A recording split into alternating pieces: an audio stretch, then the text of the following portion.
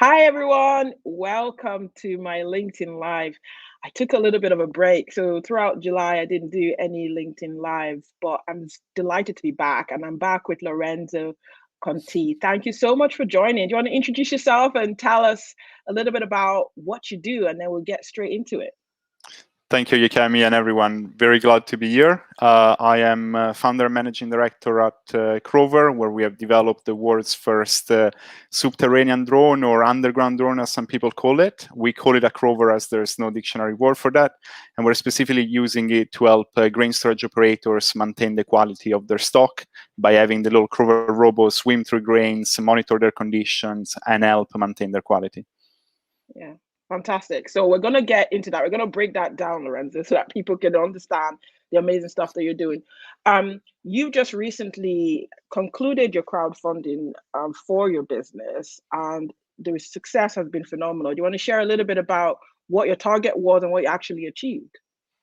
Yeah, we went on Crowdcube at the beginning of July with a target of £150,000, and we closed that campaign with £336,000 pledged by over 570 investors. So it got some really good momentum, and we're really happy to have that many value-added investors on board. Yeah, that's phenomenal. And I think as a startup to get that sort of support through crowdfunding, it just shows you that your technology is something that is going to have a lot of impact, and at least people perceive that it's going to have a lot of impact. When we started talking, we met on Clubhouse, didn't we? And started talking about what you're working on. But what would be good is to go back to the beginning a little bit and tell us about your background, the story to how you got to create Crover. Yeah, I mean, things started as I was approaching the end of my PhD at the University of Edinburgh. I was working in the field of granular materials, or granular rheology, which is a bit like saying fluid dynamics, but for systems made of solid discrete particles that mostly interact through contact forces. And so things like sand, grains, and powders. And one of my crazy ideas ended up working, doing even more than what I was expecting, and that kind of set the basis for what we're starting to call now the Crover effect. So what enables our robot to move through bulk solids in general, not just grains. And thanks to that, we've been able to develop that subterranean drone that I was saying, the Crover, where other people had tried but hadn't been able to develop anything that could move when fully buried even a few centimeters below the surface of this type of systems. Yeah, and there's some staggering stats that I've seen on your company page, and you shared before, about the amount of grains that are wasted, and really what you're aiming to do is to reduce that and get it as close to zero as possible. So correct me if I'm wrong, but that 20% of the grains kind of in the developed world gets wasted, and it's up to 60% in developing worlds. So can you share a little bit about this grain waste? Who cares about it, and what's going to be the impact of actually solving this problem? Well, in terms of who cares about it, I think we should all care about it, because grain is really the basis of every single staple diet across the world. Yeah, you're absolutely right about the losses. They are very significant. Is still today the single phase with the highest post-harvest losses before consumption in the grain supply chain. So it's a massive bottleneck in the kind of midstream of that supply chain. And the problem is that when you're storing these large quantities of grain in units like silos and sheds for a long period of time, things can go very wrong if you don't maintain temperature and moisture conditions appropriately, especially in particularly warm and humid climates. So right now, the estimates are that more than 630 million tons of grain are kind of lost during the storage phase alone every year. Which is a pretty substantial amount. You're absolutely right about the difference in percentages. They go to kind of slightly below 10% to 80% or so in some regions as well. Obviously, the highest end of the spectrum is a lot of it is due to the fact that they don't even have proper storage units, but still, even where they do, we've seen a lot of cases even in the UK and in Europe where they have proper grain storage units, but because the grain is not being taken care of properly, you've got very significant losses. And most of the times, they don't really know what is happening and why it is happening. You get big losses, and then afterwards they are, it happened, and we didn't really see it coming. We don't really know why it happened. Whilst if you had the right data and if you and the right tools, you might have been able to prevent that. Also because infestations like insects and molds. I'm going to make the example of green weevils, which is the most common type of pests in grain, or at least wheat and barley. They have an incubation time of on average 8 weeks. So you technically have a bit of time if you can identify it early. It's just that usually problems are identified when the spoilage has already happened. So what I want to understand is this problem, is it something that you feel like a lot of farmers and so on, they're used to it, so they almost don't realize that there can be a solution? Because I see this a bit in my world, dealing with things in, it could be manufacturing, IT industry. There's certain things that it's like, that's how it is. I don't know why those losses happen, but that's how it's been. So people just live with that.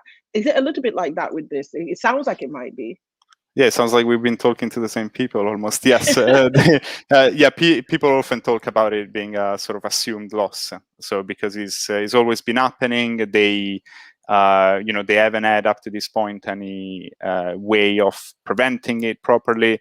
They just assume that it's always going to happen, and they don't even keep proper tabs. So one of our challenges has also been getting proper data from every single operator of exactly how much they lose, because they're just like, oh, okay, so it happens every year, and they just kind of forget about it. But obviously it's a massive loss for them, especially because it's a sector that is operating on very tight margins. So even losing one share out of 10, it makes a massive difference. They operate on very large turnover, in particular grain merchants. So if you see kind of their profit and loss statements, you see very large numbers, but then when you look at the revenue percentage is really tiny. So losses like this make a massive difference in the final revenue. I can just imagine being one of these operators who's maybe been in business for decades, and assuming this loss, which it happens and it's always happened, and then you come along and start talking to me about how I can reduce those losses significantly, actually, because you're not even talking about a little bit of a reduction. You're talking about the possibility of really reducing this to very, very close to negligible. And what's the sort of reaction that you get? What are some of the initial comments you get from the operators when you start telling them about the possibilities, which they probably couldn't have imagined because they've been living with this for a long time? I mean, the most common reaction is, people get really excited and they're like, when can we have, 100 of these or, however many they need. And, so the main challenge in terms of that for us right now is managing expectations, making people aware that we're not kind of quite at that scaling up phase. We can't, fulfill that type of orders. Right now, we're just about to start the first pilots. So, so far it's just mostly engaging with people and getting them ready for the possibility of doing that on a kind of more extended basis later on, and testing with with early adopters. But of course that type of reaction has been driving us up until now. We were talking about earlier how it all started from a PhD, and initially we did consider other potential markets to start from with the robo and technology, and we decided to focus on the grain storage market because based on our analysis, it is the one that, at least in the short to medium term, has the highest need for it, and also potential environmental and social benefits. I mean, we're talking about these grain losses, and if you convert those losses into CO2 equivalent, that equates to about 6% of food waste globally. So it's and also from a social point of view, you're trying to feed a growing population by increasing production, but maybe there's other ways as well, like reducing losses to balance that. So we're trying to do our part, because obviously it's a global challenge for the whole of humanity. But we are trying to address that midstream of the grain supply chain to at least help out. Yeah. Sounds amazing. I mean, it sounds like something that has real global impact. So you're based in Edinburgh. Is that where your company is based? And in terms of your early adopters who are maybe waiting for this robot to come and save them, are they in Scotland, or are you looking already globally? And with your crowdfunding success, what is that going to enable you to do over the next kind of months? Yeah, so most of the people that we've been interacting with are in the UK and in Europe. We've already got quite a lot of contacts in Europe, because we started. I mean, I'm originally from Italy, so I had some contacts there, and we kind of grew those over time. Also, thanks to organizations like EIT Food, we've been able to grow our contacts in countries like Spain and the Netherlands, and sort of across Europe. So because of kind of geographic proximity point of view, we're focusing on tests in the UK right now, but we have a European project starting next month, which with a kind of consortium led by us, that is going to involve some Northern Italian and Southern Italian partners. So we're going to be starting to do some tests there as well. And then we've also kind of got some people on the waiting list, let's say, in Spain and the Netherlands to do some work with us. Okay. So that's exciting. So it sounds like there's going to be a lot going on in the next weeks and months over at Crover. So that's really exciting. We'll delve into how you went about the crowdfunding and some of the things that you think made it a success. We'll talk about that in a moment. But I just wondered, for everyone listening now and maybe listening later, if you've got any questions for Lorenzo or indeed myself, feel free to put that in the chat. Just a quick welcome again, because we've got a few people just joined. So I'm Yekemi Otaru. I'm one of the co-founding directors at Ducaro. We're based in Aberdeen in Scotland.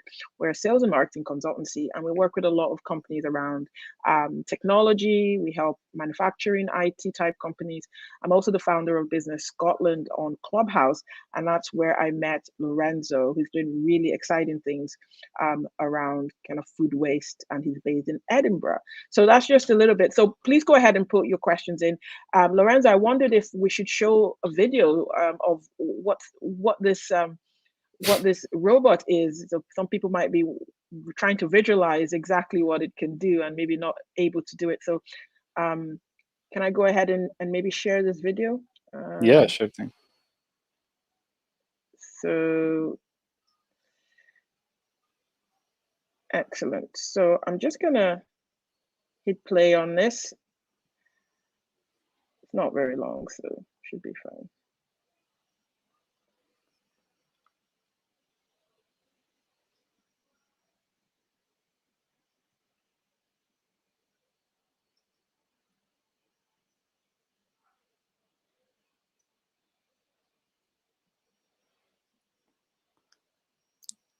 There's usually a bit of music, but maybe we can sing instead.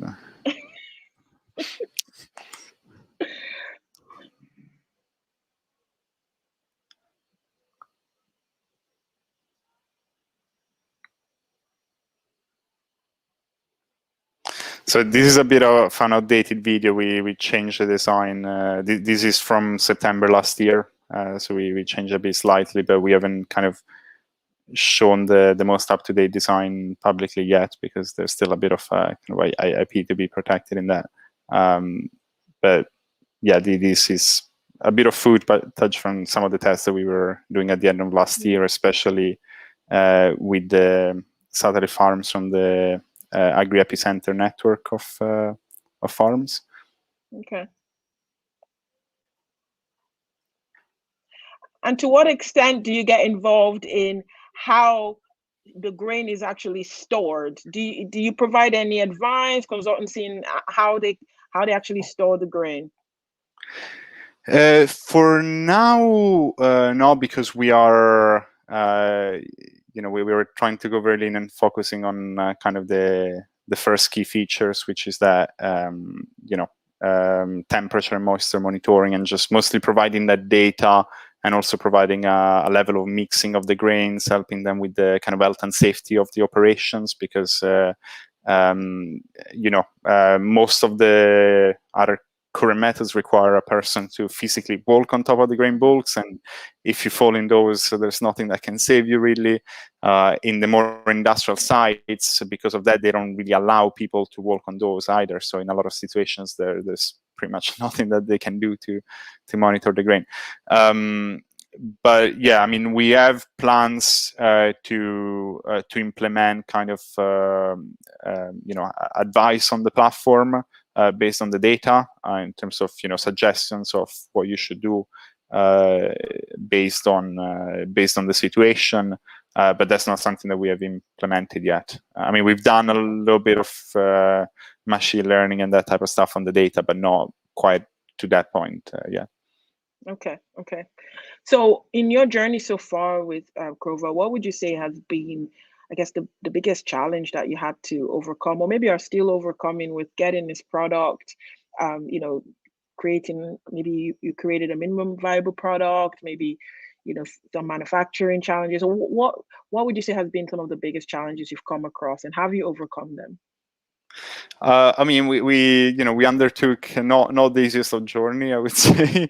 There have been a lot of challenges. The main one really starting from a novel physical effect, and just figuring out a way of how to turn that into first a robot that can move through, and then secondly into a grain storage monitoring system.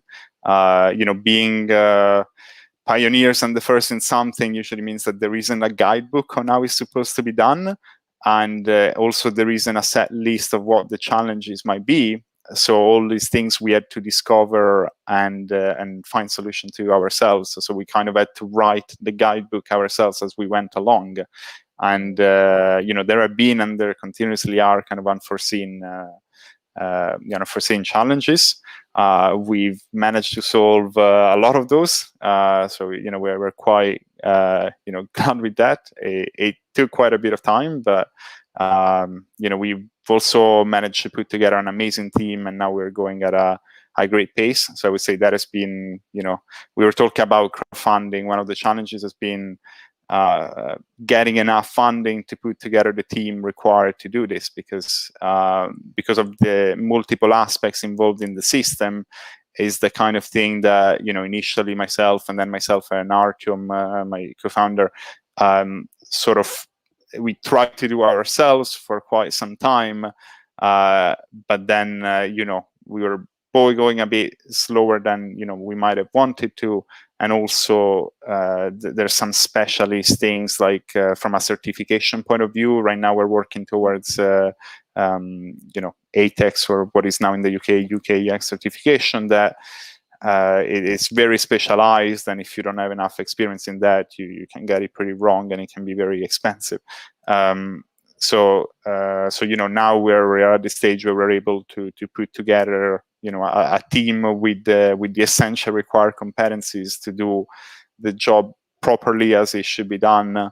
And so that's also been one of the challenges, but I guess we're quite happy with that, also because we've got an amazing team now, absolute superstars, very humble as well. So I'm really happy about that. And and also kind of we're talking now about talking to grain storage operators, but also to the wider public. It's always a bit of a challenge to explain something that they haven't seen before, that they didn't even know it was possible. So finding the right way to put it in front of people, it takes a lot of failures until you I think we still have room for improving that, but finding the way to that people could understand it and not just us, it was also kind of a challenge, especially since most people don't realize that underground drones weren't really a thing and weren't possible before, even though people tried. Yeah, I totally understand, and hats off to you. I think there are a couple of challenges there just around starting up a business that is bringing in innovation, something that people haven't seen before is always going to be difficult. People they can't visualize it, or the problem it's solving, it's something that they've decided to live with and they don't even realize that it can be, that problem can be taken away. So, hats off to you for building your team. I think we were saying before we went live that, you've got a core team of 7 and you're growing, you're recruiting. So that sounds really, really exciting. So with the crowdfunding is, one of the ways of raising investment. And just for anyone listening who's maybe a startup founder or in an established business and just looking at opportunities around investment, there are a few different ways. You get angel investors, you can go, private equity and so on. Why did you choose crowdfunding? What kind of inspired that option for you as a business, Lorenzo? Yeah, good question. I mean, I think you're absolutely right. There's multiple ways, and some ways are more appropriate for certain businesses than others. In our case, we were looking at a situation where we had a few kind of small to medium-sized ticket investors. I guess what you could call the friend and family type, who wanted to invest in us. There were some in the UK, some in Italy. We were looking at ways of combining those two, and we were kind of discussing with our lawyers and some people, also our accountant, which you know very well, Stephen. Ways. Hi, Stephen. If you're there, say hello. I think he put. I think Stephen is on holiday this week. So. Is he? Well, he's commented earlier, so I think he might be watching on holiday. Okay, yeah. Hi, Stephen. If you're there, hi to Molly as well. His dog. He's got a very lovely. Which. What breed? What breed is Molly? You've got me interested now. What breed is Molly? Do you know? I think he's a pooch, or I mean, I don't think that's the technical name, but you know, the very fluffy ones. Maybe a poodle. Okay. Yeah. I've got a Shih Tzu. But anyway, we're digressing. We need another live to talk about dogs. So we were in this situation where we were trying to understand, okay, you know, how do we do that, and also how do we manage to raise more money than that, because we realized that we needed more than that kind of basis that we had. I didn't know that much about crowdfunding before. I mean, I looked into it, I think about a year before or so. But I had this idea that it was something massively complicated and not appropriate for us. Also, you know, I had some friends that have been through Kickstarter campaigns or the likes, you know, the type where you're basically sending a product in advance at a discount. And I was aware that in those, usually it's... you're lucky if you even break even, right? With the time and effort, but also the cost that they involve. So I thought that crowdfunding was a bit like a swear word, you know. And what happened was one day, you know, Stephen was not just an accountant to us, but a great advisor. Almost like an outsourced finance director, really. That's probably the best way to describe it. It was, you know, was trying to help us out to figure out the best way to raise money for our situation. And you know, one of his good friends suggested, "Oh, you know, it sounds like a situation for crowdfunding." And he came with that suggestion, and initially I was like, you know, you're crazy. I mean, I thought that was just, you know, why are we even wasting time talking about crowdfunding? And then I started looking into the details of it, and I realized, okay, you know, it actually could make sense. And then we, you know, we spent a few days studying it a bit better, talking with the Crowdcube people, and you know, we realized that it could have actually worked. And I think, you know, even when we launched the campaign, there was still a lot of uncertainty, because it could go very wrong. you might not even reach your minimum target, and then the whole campaign might be a failure, and you get you don't get no any of money the at all. money usually. Yeah, exactly. Not even the one from the, if you don't reach a minimum target, you don't even get the one from your cornerstone or, lead investors. So, yeah, I mean, in the end, I guess it worked out. People ask us, why do you think it worked out? Honestly, we probably don't know exactly why, but we put in a lot of effort and time in the, in promoting the campaign, talking to people, both before starting the campaign and during the campaign, continuously every day. We were engaging in conversations with, with potential investors and the likes, kind of spreading the word, a lot of word of mouth, because we were going very lean. Didn't spend, a single penny on advertising or things like that, with the exception of £5 in free Facebook advertising. And then, I mean, we started getting quite a bit of momentum on the platform itself from investors that were already registered on the platform that we never met before. A lot of them started reaching out, asking questions. The CrowdCube team seemed very happy with the answers that we were giving to investors. They seemed to think that was a kind of a big part why a lot of people decided to invest, that they seem to be happy with the answers that we gave. At the same time, there might be some that weren't, and we'll never know. Yeah, I know what you mean, though, because I wonder if, apart from obviously knowing your stuff and I'm sure, answering those questions from investors to a satisfactory level, I think there might have been also some of those investors that had a good understanding of the potential impact for the environment, right? And it will be interesting to know whether that played a part, because I think there's some type of startups that do really well on crowdfunding because what they're doing appeals emotionally to just so many people, right? And right now, with what's been going on in the world, not just the pandemic, but even before that, there's been almost an awakening of conscience across a lot of different issues, and includes environmental impact and things around that. And food waste is something that, is one of those challenges that as a world we have to face up to. So it sounds like that may have been another thing, that what you're actually doing has a big impact, and some investors may have not really understood the sustainability aspect, but your great responses meant that it looked like a really good investment. Which brings me to a question, or same question as someone, Lion Oluwale. He's asking what challenges you face. So you spoke about your reluctance at the start, and it ultimately worked. But along the way, can you maybe speak to one or two challenges that you faced, during that process, and maybe how you overcame that? Probably the biggest challenge was the fact that for quite a big part of the campaign, we almost felt like the customer service of CrowdCube, to be honest. There was a lot of challenges that the investors were experiencing with the platform that we wouldn't have known before. I think even things that the CrowdCube team didn't seem to know, especially for investors. I mentioned that we had quite a few contacts in Italy. We then started spreading the word themselves. And the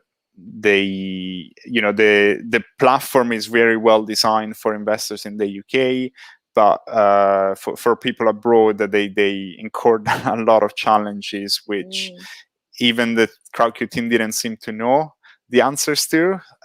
So we had to constantly, try to figure out the answers ourselves. Also, some things that the investors could see, we couldn't see. So we had to reach out to people that we know and ask them, how did you deal with that? So that was probably one of those. But I would say, kind of in general, the most nerve-wracking thing is like not knowing what was going to happen a lot of times. I mean, so I think the CrowdCube team does an amazing job, and they have like very extensive documentation, like better than any other similar platform that we've seen. And we've looked also, for comparison at platforms in other countries, like in the rest of Europe and in the US. And I think it's amazing what they've done, because if you look at other platforms, they're very lean to say nicely. Like there's not very much on it. So, but even if you read through all of that in detail, which seems to give all the information you might need, there's still so many little things that come up that you just don't know. And also, especially as we were talking about before, like, not knowing how many investors you're going to get. So having, you constantly have to try to create way more leads than what you need, because you know that it's a bit like a sales process. Like you know that most of those are not going to convert, and you just gotta keep on going and hope that some of them are going to work out. So we were actually like, we were hoping, but thinking that it would have been really hard to reach at least 300K in the campaign. And we were 4 days from the end of the campaign that I think we were about at around 220 or 230 mark. And we're like, okay, we're never going to reach 300, and maybe feel like we're going to touch 250. And then in the last 4 days, magic started happening, and almost a third of the final pledge came in the last 4 days. So there's so many things in there that is really hard to know. You would need kind of a crystal ball to know what is going to happen. But there's really, it's more in the details, the challenge, like the things that you wouldn't even think about before that just come up as you're running the campaign. So it sounds like it's really about obviously having a good plan, but also being ready for those unexpected or unpredictable things that happen, and just tackling them as they come, right? And getting into it. We've got quite a long question from Chang, but it's a very interesting one. So it says, hello, Lorenzo. He understands that Crover can help to reduce grain losses. Do you see any point of time in the future of companies collaborating with agricultural insurers in any form? It could affect the premium insurers charged to the farmers who use Crover, since it helps to reduce grain losses, though lower insurance claims. Very interesting. What do you think? No, very, very interesting question. So that's something that we have on the back of our head. At some point, sort of initially, we had this type of suggestion from a few people. So we also did a couple of university projects looking specifically at trying to understand whether there was a good route to follow, especially whether that whether grain insurers could have been the early adopters that we were looking for. And the challenge there was mainly that insurers don't seem to like to share their information very much. Surprise, surprise. So we know the different types of insurance that are available, and we know some of the things that like most of the information that we got from basically grain storage operators that have those types of insurance in place, but we haven't been able to analyze that opportunity properly because we don't have the accurate numbers and any proper quantification of how they value their premiums. We tried to reach out with a couple of kind of the top insurers here in Scotland. Mostly, I mean, the main one here is NFU Mutual. Didn't get a great response, so we kind of stopped at that point. It just seemed like we were hitting a little bit of a roadblock. Also, we realized that because insurers are very wary of risks and they don't like things that are a bit unproven, that we should get back to them once we've kind of reduced all the risks in our system, and it's is at a sort of TRL 9 plus. Okay, that makes sense. It sounds like something to be explored. And thanks for the question so much, Chang. It's a really, really interesting one. So we're kind of coming to the kind of end of this. Anyone got any more questions? Please feel free to put it in the chat. even after we finish the live, the video is still available to watch, and any questions in the chat, I will make sure that Lorenzo has a look and you still get a response. So what can we expect from Crover over the next 12 months? And is there any way that we can support you? Are you looking for anything that maybe someone listening or watching later might be able to give you a little bit of support, Lorenzo? Yeah, I mean, of course, if you go to our website, which is crover.tech, you can kind of sign up to our newsletter and keep up to date with kind of major news. Also, we've got social media profiles on all the major platforms: Twitter, LinkedIn, Facebook, and Instagram. If you search for Crover, you should be able to find our page. But I'll share with you Yukemi after this. In any case. Yeah, in terms of support, I mean, if you know anyone with sizable grain storage that you think might be particularly interested in a sort of pilot or early trial, we'd of course be happy to hear from them. My direct Crover email address is lorenzo.conti, as in my name, at crover.tech. So feel free to pass on my contact to anyone relevant.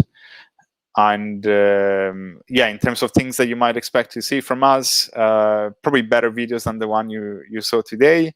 Also, case studies from the pilots that we're going to run. More exciting news and developments. We've got a lot of features planned. That yeah, I mean, some of them there's a bit of news around like sampling and the likes of that. We've been getting a lot of requests on that. So basically, we are